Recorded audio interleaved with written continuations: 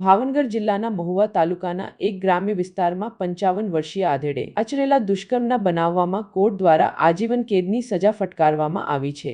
મહુવા તાલુકાના ગ્રામ્ય વિસ્તારમાં આરોપી ગોલણભાઈ મકવાણા નામના શખ્સે એક 13 અને એક 15 વર્ષીય સગીરાને પોતાના ઘરે બોલાવીને દુષ્કર્મ આચર્યાની ફરિયાદને લઈ મહુવા કોર્ટ દ્વારા આરોપીને 50,000નો દંડ અને ભોગ બનનાર દીકરીઓને 4 લાખનું વળતર આપવા આદેશ કર્યો છે। ત્યારે 17 મૌખિક પુરાવા તેમજ 52 લેખિત પુરાવાને આધારે આજીવન કેદની સજા આરોપીને ફટકારી છે।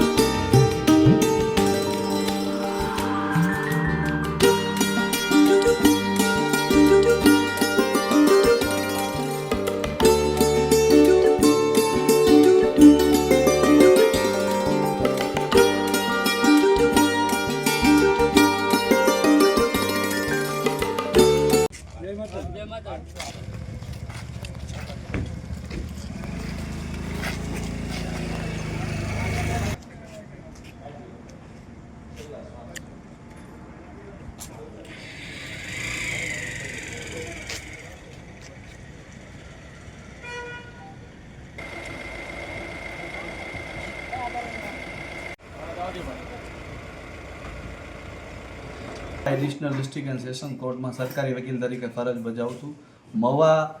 મહુવા તાલુકાના મહુવા ગ્રામ્ય વિસ્તારમાં આરોપી ગોલણભાઈ ચિત્તરભાઈ મકવાણાએ સને 2024માં ફેબ્રુઆરીમાં ભોગ બનનારની ઉંમર 13 વર્ષ અને બીજી ભોગ બનનારની ઉંમર 15 વર્ષ બેયને પોતાના ઘરે બોલાવીને વારાફરતી બેયની સાથે દુષ્કર્મ ગુજારેલ।